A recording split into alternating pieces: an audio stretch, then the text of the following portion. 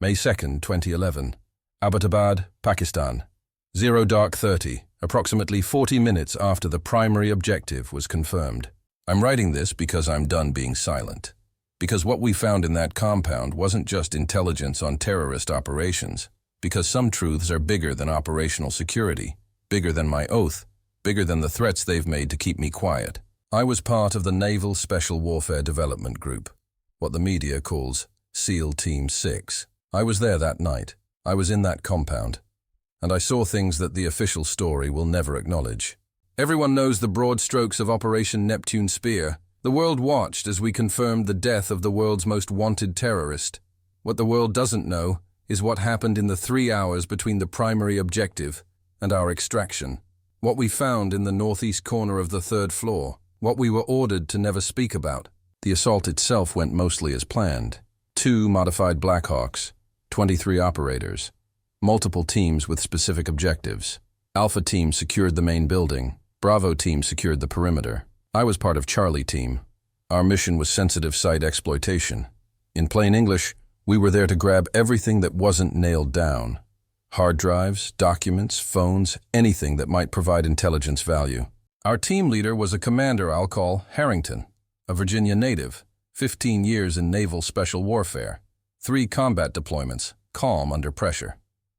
With me were 5 others. Rodriguez, our communications specialist from New Mexico. Chen, intelligence analyst cross-trained as an assaulter from California. Jackson, heavy breacher from Alabama. Kowalski, our team medic from Pennsylvania. And Bishop, linguist and cultural expert from Massachusetts. We entered the compound at H+23 minutes, after the initial assault force had already secured the building and confirmed the primary objective. Our job was clinical, methodical, photograph everything, bag everything, document everything. We'd done this dozens of times in Iraq and Afghanistan. This should have been routine. The main floors yielded what we expected: computers, hard drives, USB sticks, handwritten notebooks, VHS tapes, correspondence, terabytes of potential intelligence. But it was all surface-level stuff, the kind of material you'd expect to find in any high-value target location. It was Rodriguez who found the door. We'd been on site for maybe 90 minutes working the 3rd floor when he called Harrington over to what should have been an exterior wall.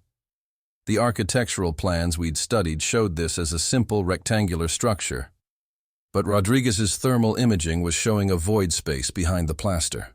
"Boss, there's something here," Rodriguez said, running his gloved hand along the wall. "Temperature differential, air movement. There's a room back there." Jackson moved in with the breaching tools. It took him less than 2 minutes to find the concealed seam, carefully painted over to match the surrounding wall. No handle, no obvious mechanism. Just a section of wall that, when you knew where to look, was clearly a door. "Breach it," Harrington ordered. The door, if you could call it that, swung inward silently despite having no visible hinges, and the smell that came out stopped all of us cold. It wasn't decay. It wasn't sewage or chemicals or anything we could immediately identify. It was old air, sterile, but somehow wrong, like opening a tomb that had been sealed for centuries. And underneath that, something else. Something that made the hair on the back of my neck stand up. Bishop, our linguist, said something I'll never forget. "That smells like the archives in Alexandria, like old paper and older secrets." We entered in standard formation, weapons up, white lights mounted on our rifles cutting through the darkness. And immediately, something was wrong with the dimensions. The room was too large. That was the first thing I noticed. The exterior wall we'd just breached should have put us at the edge of the building, but this space extended at least 30 feet back. Architecturally impossible given the building's footprint. But there it was. The walls were covered in something underneath the white paint. Chen ran his knife along one wall, scraping carefully, and beneath the paint were symbols. Geometric patterns, precise and mathematical, covering every surface in a grid-like array that hurt to look at directly. Not Arabic script, not any language I recognized, just pure mathematics rendered in physical form. "What the fuck is this?" Jackson whispered. Jackson never whispered. He was the loudest guy on the team, the one who made jokes during firefights. Hearing fear in his voice was more unsettling than the room itself. The center of the space was dominated by a large wooden table, and on that table were files, not scattered, not hastily organized, meticulously arranged in precise stacks, each labeled with dates and locations written in English. Perfect English, no accent to the handwriting, no grammatical errors, and the dates were wrong. Chen picked up the first file, a manila folder marked November 22, 1963, Dallas, Texas. Inside were photographs. Professional quality, taken from multiple angles, showing Dealey Plaza before, during, and after. But these weren't the famous Zapruder frames or press photos. These were taken from impossible angles. Overhead shots that would have required a helicopter, but from an era before news helicopters were common. Close-ups taken from positions where no photographer could have stood. And in the margins of each photograph, written in the same perfect English, were notes. Observations about crowd positions, vehicle speeds, sight lines, clinical, detached, like someone was documenting a scientific experiment. "This is archived intelligence," Harrington said, but his voice lacked conviction. "Cold War-era surveillance." Chen was already opening another file. September 11th, 2001, New York, New York. More photographs.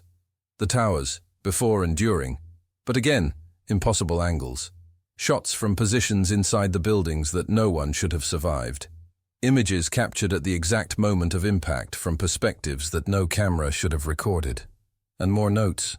Precise measurements of structural failure, crowd behavior analysis, calculations of debris patterns, all written in that same perfect, emotionless English. I opened a third file, my hands shaking despite my training. July 20th, 1969, Mare Tranquillitatis. Photographs of the lunar surface, but not the official NASA images. These showed the landing site from an elevated position, as if taken from orbit, but with resolution that shouldn't have been possible with 1969 technology. And in one image, visible in the corner of the frame, was what looked like another craft. Not the lunar module, something else. The notes here were different. "We need to document this and move it," Harrington said, his tactical mind overriding whatever existential crisis we were all experiencing. "Rodriguez, get command on the line. We need additional transport for sensitive materials." Rodriguez keyed his radio, but all he got was static, not jamming.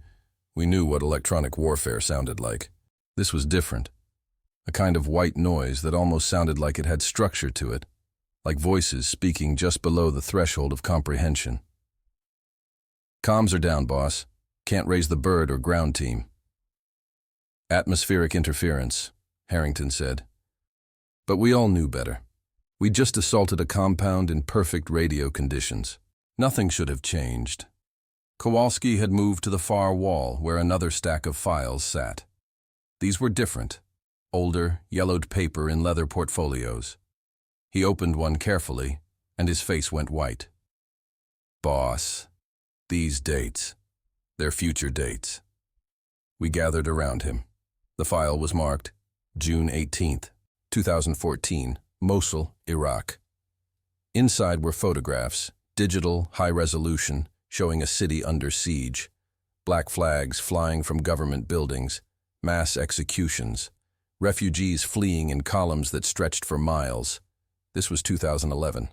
The events shown in these photographs hadn't happened yet, wouldn't happen for 3 more years.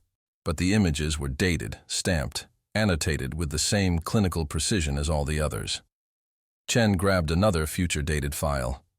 March 11th, 2020, Global. His hands were shaking as he spread out the photographs. Deserted streets in cities around the world. People in masks. Mass graves. Hospitals overwhelmed. Economic collapse. And notes, so many notes, analyzing spread patterns and social response and government reaction. "This is psychological warfare," Bishop said, but he didn't sound convinced. "Disinformation meant to what? Scare whoever found it? Predict the future? This is bullshit." "It has to be." But the thing about intelligence work is that you develop an instinct for authentic material versus planted disinformation. And everything in this room felt authentic. The paper stock, the photographic quality, the consistency of the documentation. It was all real. At the back of the room, I found something else. A single file, thicker than the others, marked simply continuous. No date, no location. Just that one word.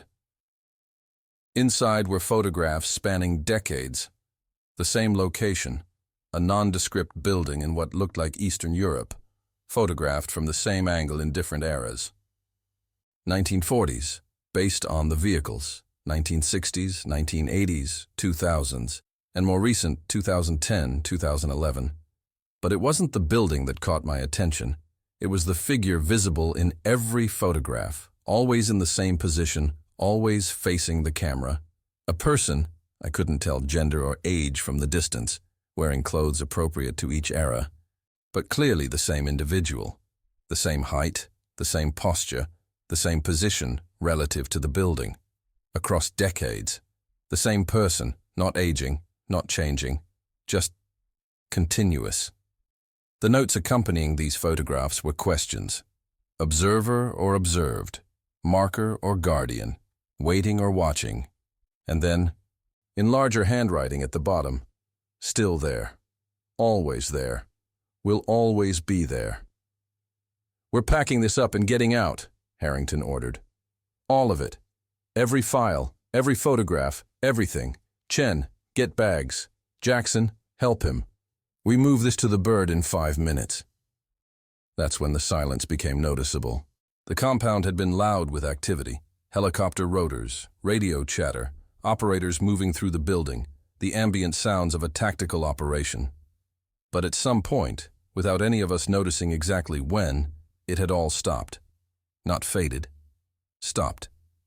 Like someone had pressed a mute button on the entire world. Rodriguez keyed his radio again. "Alpha team, Charlie team, radio check." Nothing. Not even static now. Just absolute silence from the device. Harrington moved to the door we'd entered through, the one Jackson had breached. He put his hand on the frame, then pulled it back quickly. "It's cold. Ice cold." He looked at his hand like it had betrayed him. "That's not possible. It's 70 degrees in here." And then we heard it. A sound that didn't come from any direction, that seemed to originate from the air itself. A low-frequency tone, felt more than heard, vibrating in our chests and making our teeth ache. "Infrasound," I said, more to convince myself than anyone else. "Natural phenomenon. Probably from the helicopter rotors at a specific frequency," but I knew it wasn't. This was too regular, too precise. It pulsed like a heartbeat, like the room itself was breathing. The symbols on the walls, the geometric patterns under the paint, began to... I don't know how else to describe it. They began to be visible through the paint. Not like the paint was fading, but like our eyes were adjusting to see something that had always been there. They were moving, shifting. The mathematical precision of the patterns was changing, recalculating, as if responding to our presence. "We're leaving," Harrington said. "Now. Forget the files, forget protocol. We're..." The door swung shut, silently, deliberately, despite no one being near it. And when Jackson tried the handle, it wouldn't move. "Breach it," Harrington ordered. Jackson pulled his tools, set a charge on the hinges with practiced efficiency. We stacked up, facing away from the breach, standard procedure. The explosion was muffled, contained, barely louder than a firecracker. When we turned back, the door was wrong. The metal was warped, melted in ways that a standard breaching charge shouldn't cause. And through the gaps, we couldn't see the hallway beyond. Just darkness. Absolute, light-absorbing darkness. "Secondary charge," Harrington said, his voice level despite everything. Jackson set another charge, bigger this time. This explosion was louder, but when the smoke cleared, the door was intact. Not damaged, not marked, like we hadn't done anything to it at all. That's when Kowalski, who'd been watching the room while we focused on the door, spoke up. "Boss, the files. They're rearranging themselves." We turned. The stacks of manila folders on the central table were moving, sliding across the wood surface with no visible force pushing them, reorganizing into a new pattern, a new order. When they stopped, the top file in the center stack was labeled with today's date, May 2nd, 2011, Abbottabad, Pakistan. Chen reached for it slowly, like it might bite him. Inside were photographs of us, in this room, taken from impossible angles, from above, showing all 6 of us in the same frame despite the room having a low ceiling. From positions that showed our faces clearly despite everyone being pressed against the walls. And notes. 6 subjects, DevGru operators, Charlie team, breach at H+91 minutes, expected, documented, contained. Contained? Bishop's voice cracked. What the fuck does contained mean? Rodriguez had his radio out, trying every frequency, every protocol. Nothing, not even static. The device was functioning, lights on, battery full, but producing absolutely nothing. I moved to what should have been the exterior wall, the one the room impossibly extended beyond. I put my hand against it and felt something. Not cold, not hot. A vibration, subtle but present, like putting your hand on a speaker playing a frequency too low to hear. And then I saw it. A hairline crack in the plaster. And through it, light. Not the darkness we'd seen through the breached door, but light. I widened the crack with my knife and looked through. On the other side was another room, identical to this one. Same dimensions, same table, same files, but empty of people. And beyond that room, through its opposite wall, I could see another room, and another, and another. The same space repeating infinitely in both directions, like facing mirrors creating an endless corridor of identical chambers. "We're in a fucking loop," I said. "This isn't just one room, it's..." Harrington, always the tactician, always the problem solver, pulled out his tactical map and GPS unit. The GPS showed our position as being inside the compound, exactly where we should be. But when he tried to mark our specific location, the unit froze. Not crashed, froze. The timestamp stopped updating. The coordinates stopped changing. Like time itself had stopped for the device. "Sound off," Harrington ordered. "Everyone check your chronographs." We all wore synchronized watches, critical for coordinated operations. I checked mine. The second hand was still moving, but something was wrong. It was moving too slowly. Like the watch was dying, but the battery indicator showed full charge. And then I realized the second hand was moving at exactly the same pace as that low-frequency pulse we'd been feeling. 1 tick per heartbeat of the room. "Time dilation," Chen said. He had a physics degree from MIT before joining the teams. "We're experiencing time at a different rate than outside this space. That's why comms are dead. We're not in the same temporal reference frame anymore." "That's not possible," Jackson said flatly. "That's science fiction bullshit." "Then explain the watches," Chen shot back. "Explain the GPS freeze. Explain any of this with conventional physics." Bishop had opened another file from the reorganized stack. This one was marked May 2nd, 2011, Abbottabad, Pakistan, 0347 local. That was now. Right now, according to our compromised timepieces. Inside was a photograph of this exact moment. 6 men in tactical gear, standing in an impossible room, one of them holding open a file showing a photograph of 6 men in tactical gear standing in an impossible room. Recursive, infinite, and underneath the photograph, a single note. They understand now.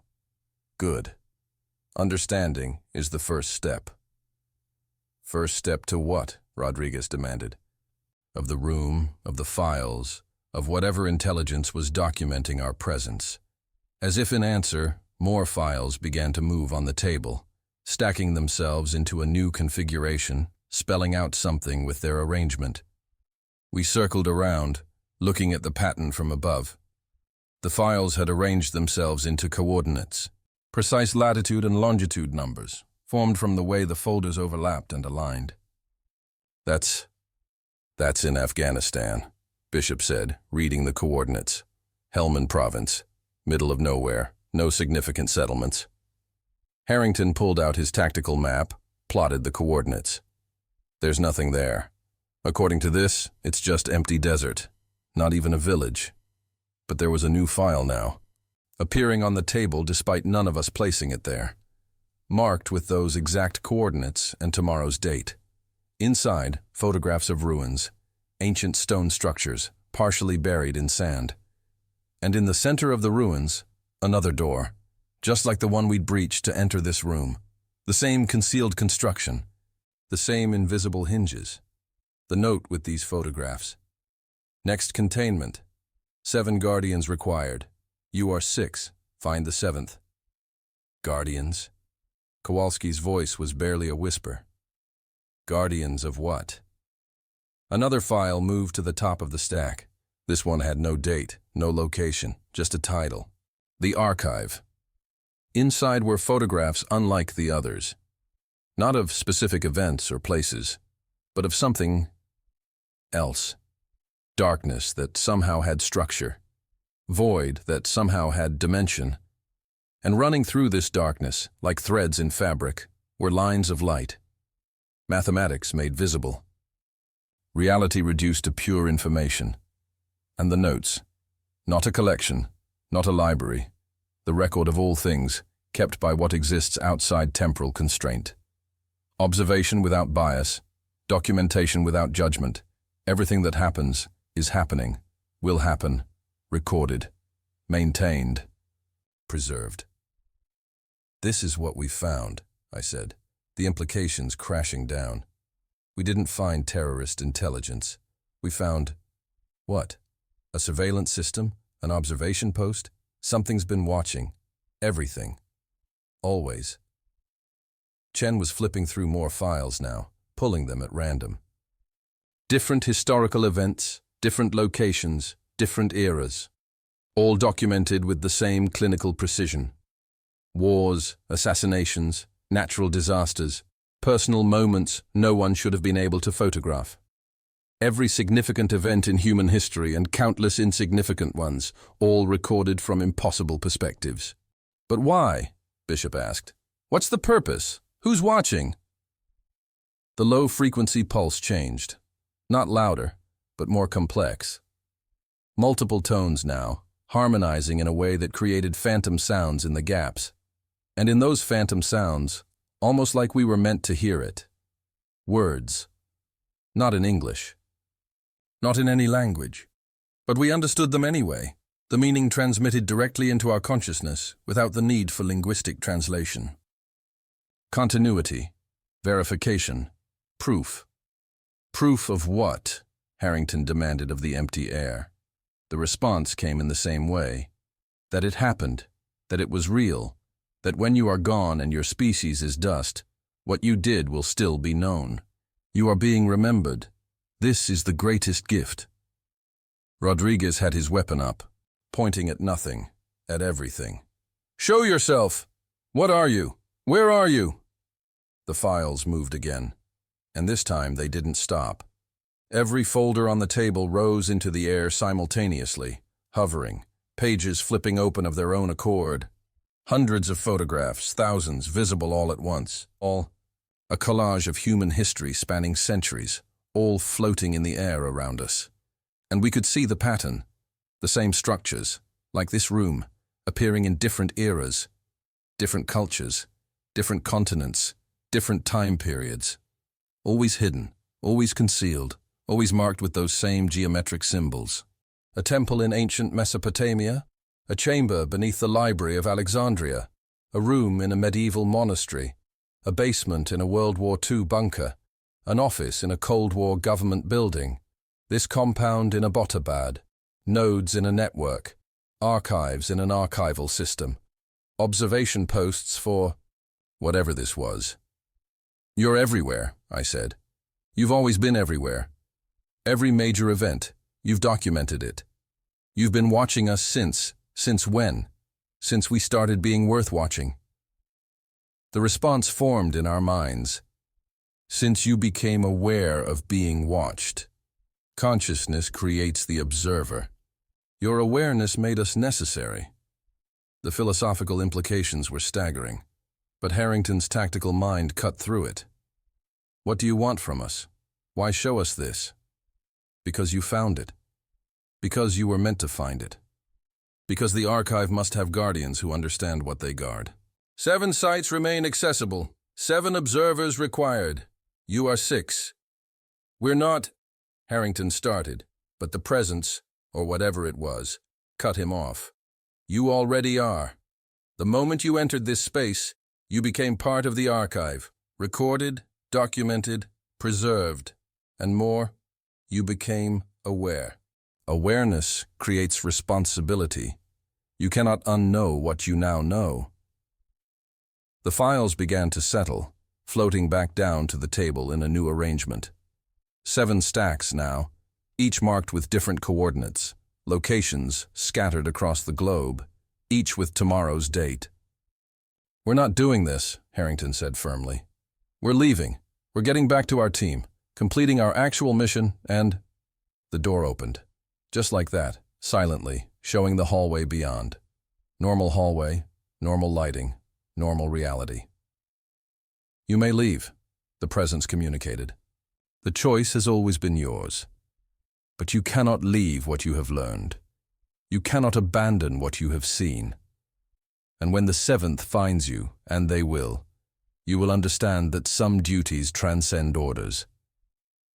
We moved toward the door, weapons ready, expecting, I don't know what. But the hallway was exactly as it should be. We could hear the sounds of the operation again, rotors, radio chatter, operators moving through the building. 3 hours, Rodriguez said, checking his watch. We've been gone 3 fucking hours.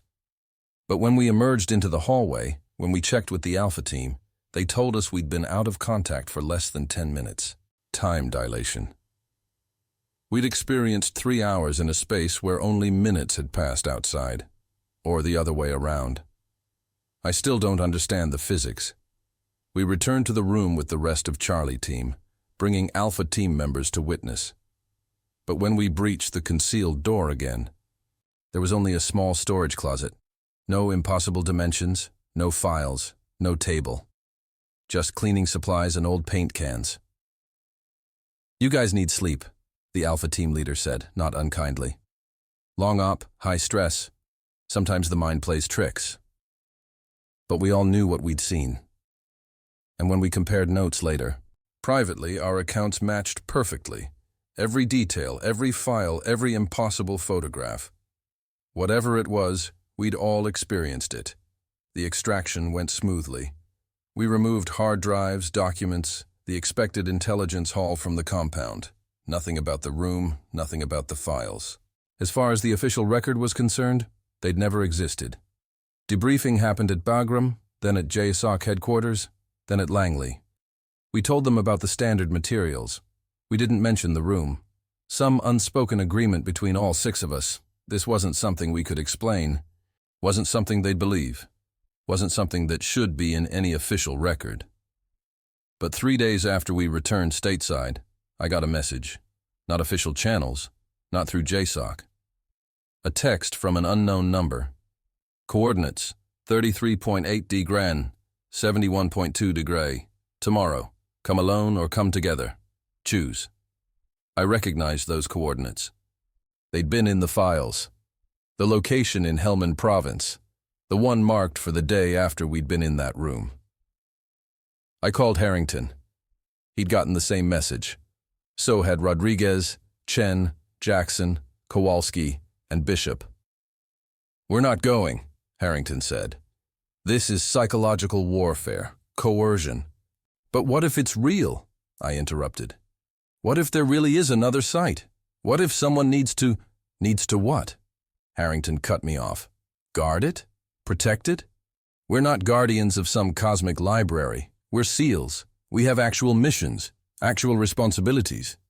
But even as he said it, I could hear the doubt in his voice. The same doubt I felt. Because we'd seen it. We'd been in that space, looked at those files, felt that presence, and none of it fit into the world we thought we understood. The next day, I was on a transport to Afghanistan. So was Harrington. So were the others. We didn't coordinate it, didn't plan it, we just went. The coordinates led us to an archaeological site that officially didn't exist. Ancient ruins, pre-Islamic, partially excavated and then hastily covered over. And there, exactly where the files had shown it would be, was a door. We entered together, all 6 of us, and found another room, identical in design to the one in Abbottabad. Same impossible dimensions, same geometric symbols, same table covered in files. But this time, we weren't alone. There was a 7th person in the room. A woman, maybe 40, wearing civilian clothes inappropriate for the Afghan climate. She looked at us with no surprise, like she'd been expecting us. "Dr. Sarah Chen," she said, in perfect English with a slight British accent. "Theoretical physicist, formerly with CERN. I've been studying these sites for 15 years. Welcome to the archive." "How did you—" Bishop started, but she raised a hand. "The same way you did. I found one of the rooms. I was shown the files. I was given a choice. And I chose to understand rather than forget. Though I've learned that forgetting isn't really an option once you've been exposed." She moved to the table, pulled a file from the top of the stack. "This one's new." Inside were our service records, our psychological evaluations, mission reports we'd never seen.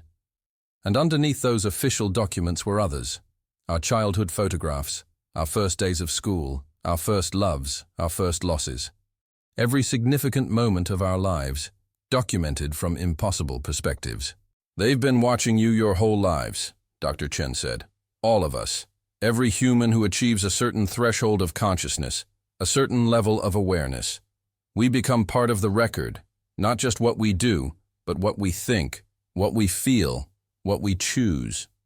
"Who's they?" Jackson demanded. Dr. Chen smiled sadly. "That's the wrong question. The archive isn't maintained by a who. It's maintained by a what. An intelligence, yes, but not biological. Not artificial either, at least not in the way we understand AI. It's something that exists in the spaces between moments, in the mathematical structures that underlie reality. Observing, recording, preserving. To what end? Harrington asked. Continuity, Dr. Chen said. The universe tends toward entropy, toward forgetting. Stars die, civilizations collapse, memories fade. But the archive persists. It's a record that will outlast everything, a proof that we existed, that we mattered. When humanity is gone, when Earth is cold, when the sun is dark, the archive will remain, holding our story. That's insane, Rodriguez said. We can't just accept that. We can't just become part of some cosmic filing system.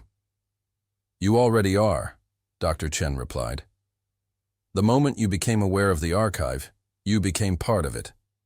Your awareness is being recorded right now, your words, your emotions, your resistance, all of it preserved, all of it part of the permanent record. She pulled more files from the table. These are the other sites. 5 more, scattered across the globe. Each one needs observers, people who understand what they're protecting. Not protecting from discovery, protecting from misuse. Misuse how? I asked. Dr. Chen's expression darkened. The archive doesn't just record the past. It exists outside normal temporal flow. It records the present as it happens, yes. But it also records the future as it will happen. Not predictions, observations. The same way you'd observe something happening in real time. Except the archive's real time includes tomorrow and next year and next century. The implications hit me like a physical blow. The files with future dates, those weren't predictions. They were recordings of events that, from the archive's perspective, have already happened. Exactly, Dr. Chen confirmed. And if someone gained access to those files, if they knew what was coming, they could manipulate events, Harrington finished. profit from disasters, prevent outcomes they don't want, engineer history itself. Several intelligence agencies know about the archive, Dr. Chen said. Not the full scope of it, but enough to be dangerous. They've been trying to access it for decades, ever since the first room was discovered in 1947 near Roswell. Roswell, Bishop breathed. The crash. That wasn't aliens in the way we think of them, Dr. Chen interrupted. It was an archive site. The military found it. Found the files, found the impossible documentation, and they've been trying to understand it, control it, weaponize it, ever since. She gestured around the room. These sites are nodes in a network. 7 primary locations, each corresponding to mathematical points of significance on Earth's surface. They can't be destroyed. Believe me, that's been tried. But they can be monitored, protected, kept from those who would misuse them. And we're supposed to be the monitors? Kowalski asked. 7 people against… what? The entire intelligence apparatus of multiple governments? You're supposed to be aware, Dr. Chen corrected. The archive doesn't need protecting in any physical sense, but it needs people who understand what it is, who can interpret what it contains, who can decide what information should be shared and what should remain hidden. Guardians? Yes, but not in the way you're thinking. The low-frequency pulse started again, that now familiar heartbeat of the archive. And with it, that sense of presence, of being observed by something vast and patient. It's listening, Dr. Chen said. It's always listening. And it's learning from us just as we learn from it. Symbiosis. We give it context for the data it collects, and it gives us continuity. Proof that our existence matters. Over the next several hours or minutes, time was fluid in these spaces, Dr. Chen showed us the extent of the archive. Files upon files, stretching back thousands of years. Evidence of other civilizations, other species, other iterations of intelligence on Earth. All recorded, all preserved, all waiting to be understood. And the future files. Hundreds of them. Thousands. Events that hadn't happened yet, but, from the archive's perspective, already had. Natural disasters, political upheavals, technological breakthroughs, personal tragedies. All documented with that same clinical precision. We don't share the future data, Dr. Chen said firmly. That's the first rule of guardianship. Knowing what's coming doesn't give you the right to change it. Causality is more fragile than you think. One prevented disaster might cascade into something worse. But we could save lives, Rodriguez protested. If we know when and where something will happen. You could break reality, Dr. Chen cut him off. The archive exists outside time, but we don't. If we start using future knowledge to alter events, we create paradoxes, and paradoxes have consequences. She pulled a file from a locked drawer in the table. Inside were photographs of places I didn't recognize, cities that looked wrong, architectures that violated basic physics. These are timeline corruptions, places where someone tried to use archive data to change the future. The fabric of reality itself rejects the changes, creates instabilities. People die, sometimes whole populations. So we just watch? Jackson asked. We know terrible things are coming and we do nothing. We observe, Dr. Chen said. We document. We maintain the continuity of the record. That's the purpose. Not to play God, but to ensure that whatever happens, it will be remembered. That's the gift the archive offers, immortality of memory. We left Afghanistan 3 days later, officially having conducted a routine reconnaissance operation. Unofficially, having accepted our role as archive guardians. It wasn't like we'd signed contracts or taken oaths. It was just understanding. Once you knew what the archive was, once you'd seen the extent of its documentation, you couldn't walk away from it. Over the following months, we each visited the other sites. 5 more rooms, 5 more impossible spaces filled with the accumulated documentation of human existence. Each one maintained by its own guardian, people who'd stumbled across the archive through various means and made the same choice we had. a historian in Rome who'd found a site beneath the Vatican, an archaeologist in Egypt working near Giza, a government official in Washington, D.C. who'd discovered a room in the basement of the Smithsonian, a monk in Tibet who'd been shown the archive by his predecessors, a software engineer in Silicon Valley who'd found traces of the archive in certain mathematical patterns. 7 of us. 7 sites. A network of observers watching over a record that transcended time itself. The official debriefings about the Abbottabad operation never mentioned the room. Our mission reports documented the standard intelligence haul, computers, hard drives, documents about terrorist operations. And that's all anyone outside our 7-person circle will ever know. But the files from that room, the ones we saw for those 3 hours that were somehow only 10 minutes, they're still out there, still being added to, still documenting events as they happen and as they will happen. I've been back to the Abbottabad site twice since 2011. The compound was demolished by Pakistani authorities, but the archive room remains, hidden in a space that doesn't technically exist in normal dimensional reality. You can't find it unless you know how to look for it, unless the archive wants to be found. And each time I visit, there are new files. New documentation. The 2014 ISIS crisis, exactly as predicted. The 2020 pandemic, documented in precise detail years before it happened. Personal moments from my own life, my marriage, my child's birth, conversations I had in private that no one should have been able to record. It's disturbing, violating even, to know that every moment of your existence is being observed and documented. But Dr. Chen was right. You can't unknow it. You can't pretend you're not being watched once you've seen the evidence. The question that haunts me, that keeps me awake at night is, why? Why does the archive exist? Dr. Chen's explanation about continuity and memory makes sense on the surface, but it feels incomplete. There's a purpose here that we don't fully understand, a design that goes beyond simple documentation. I've studied the geometric symbols that cover the walls of every archive site. With Dr. Chen's help, I've started to decode some of them. They're mathematical formulae, but not like anything in conventional mathematics. They describe relationships between events, connections across time that shouldn't be possible.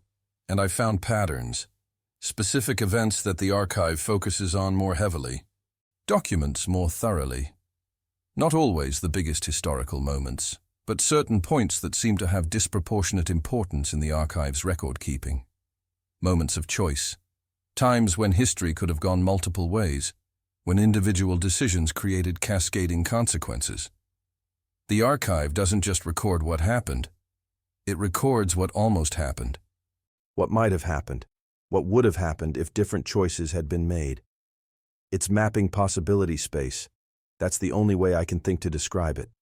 Creating a record not just of our timeline, but of all the timelines that branch from every significant decision point. An infinite archive for an infinite number of possible histories. And if that's true, if the archive is documenting not just our reality but all possible realities, then what is it preparing for? What intelligence needs that kind of comprehensive data? What purpose does such a record serve? Dr. Chen has a theory. She thinks the archive is a backup system, that somewhere, somehow, there's a mechanism that could use this data to reconstruct reality if something went wrong. Like a cosmic restore point, a way to rebuild existence from the ground up using the templates stored in the archive. But that raises even more disturbing questions. If reality needs a backup system, what kind of threat are we facing? What could possibly necessitate reconstructing the entire universe from archived data?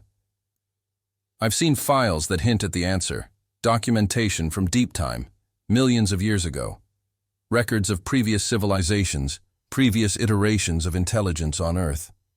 All gone now, all ended by events that the archive documented in chilling detail. Extinction events, civilizational collapses, moments when reality itself became unstable and required. What? A reset? A restoration from backup? I don't know. The files don't explain, they just document, but the implication is clear. This has happened before. Intelligence has arisen, built civilizations, reached certain thresholds of awareness, and then something has gone wrong. The archive recorded it all, preserved the memory, and then… what? Started over? Are we living in a reconstruction? Is our reality itself a restoration from some previous archive? The geometric symbols seem to suggest it's possible. The mathematical relationships they describe include what Dr. Chen calls recursion markers, indicators that certain patterns are repeating, that we're following a template laid down in some earlier iteration. I haven't shared this theory with the others. It's too much, too existentially terrifying. The idea that everything we are, everything we've done, might be a reconstruction based on archived data from a previous reality. It makes our existence feel less real, less meaningful. But maybe that's the point. Maybe knowing we're being archived, knowing our choices and moments are being preserved for potential future use, should make us more careful about what we do. Every decision recorded for eternity, every action preserved as a potential template for future reality. The future files continue to accumulate. I see them every time I visit an archive site. Events years, decades, sometimes centuries ahead. Some of them are mundane, ordinary moments in ordinary lives. Others are catastrophic, disasters, wars, collapses. And one file, kept separate from the others, marked simply terminal. I haven't opened it. None of us have. But we all know what it must contain. The documentation of the end. However it happens, whenever it happens, the archive has already recorded it.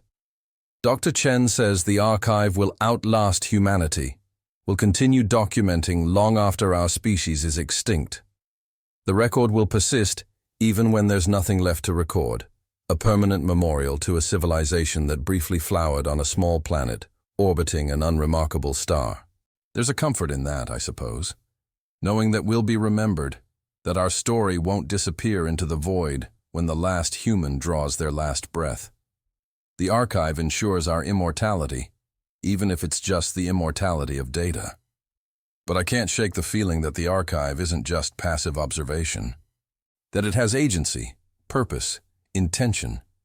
The way it guided us to discover it, the way it selected specific people to become guardians, the way it reveals certain information while hiding other details. It's too deliberate to be random. We're part of something larger than we understand. The archive is using us the way we use it, learning from our reactions, our choices, our attempts to understand its purpose. Symbiosis, as Dr. Chen said. But I'm not sure we're the dominant partner in this relationship. The other guardians feel it too. In our rare meetings, when all 7 of us gather at one of the sites, we share our experiences.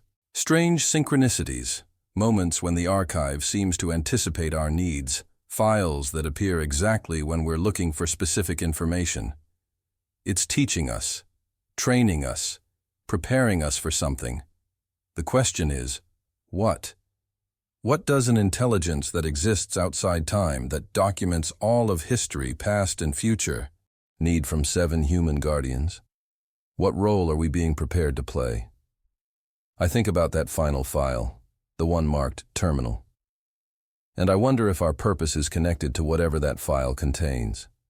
If we're being trained to somehow respond to, prevent, or survive whatever end the archive has already documented.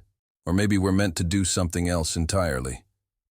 Maybe when the time comes, and according to the archive, the time is always coming, we'll understand our role. The documentation will make sense, the patterns will become clear, and we'll know what we're supposed to do. Until then, we watch. We document. We maintain the continuity of the record. We are the eyes through which the archive observes itself, the consciousness through which it understands its own purpose. And we live with the knowledge that every moment is being recorded, every choice preserved, every action archived for eternity. It's a burden and a privilege, a curse and a blessing. The room in the Abbottabad compound is gone now, demolished along with the rest of the building. But the archive space it contained still exists, accessible to those who know how to find it. I've been there recently, late at night when no one's watching. The files continue to accumulate.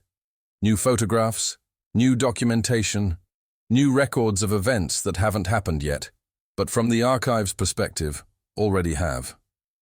And sometimes, when the room is quiet and that low-frequency pulse is the only sound, I feel like I can almost understand what the archive is trying to tell us, almost grasp the larger pattern, the ultimate purpose.